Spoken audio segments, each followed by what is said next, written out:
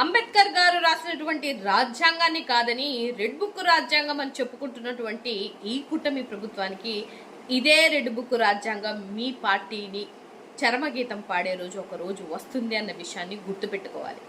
ఎందుకు అనంటే ఇవాళ ఈ రెడ్ బుక్ రాజ్యాంగం అంటూ అడ్డం పెట్టుకొని ఎంతో మంది వైఎస్ఆర్సీపీ కార్యకర్తలని, నాయకుల్ని, జర్నలిస్టులని ఒక కొత్త ఆచారానికి శ్రీకారం చుట్టినటువంటి మీరు, అంటే ఎక్స్ ఐఏఎస్ ఆఫీసర్లని, ఐపీఎస్ ఆఫీసర్లని కూడా అరెస్ట్ చేసుకుంటూ వచ్చినటువంటి మీ రెడ్ బుక్ రాజ్యాంగం రాబో రోజులలో మీకు సమాధానం చెప్పే రోజు ఒకటి ఉంది.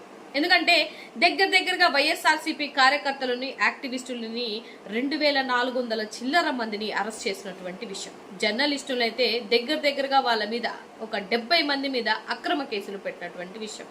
జైలుకి వెళ్ళిన కార్యకర్తలు, యాక్టివిస్టులు అయితే 500 మంది.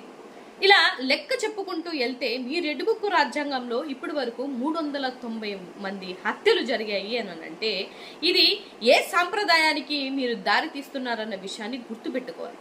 ఎప్పుడైనా మానవత విలువలు కలిగినటువంటి మీకు ఒక మాట చెప్పగలుగుతాను, రాజకీయాలు ఎప్పుడు రాజ్యాంగబద్ధంగా చెయ్యాలే తప్ప మీకు నచ్చిన విధంగా మీ ఇష్టాసారంగా రెడ్ బుక్ రాజ్యాంగం అంటే అదే రాజ్యాంగం మీకు చరమగీత పాడే రోజు ఒకటి వస్తుందనేది గుర్తుపెట్టుకోండి. మహిళలు ఆ పార్టీ వాళ్ళే మహిళలు అనుకుంటే అది పొరపాటు. ప్రతి ఒక్క మహిళ ఇవాళ సఫర్ అవుతున్నటువంటి విషయాన్ని కూడా మీరు గమనించాల్సినటువంటి అవసరం ఉంది.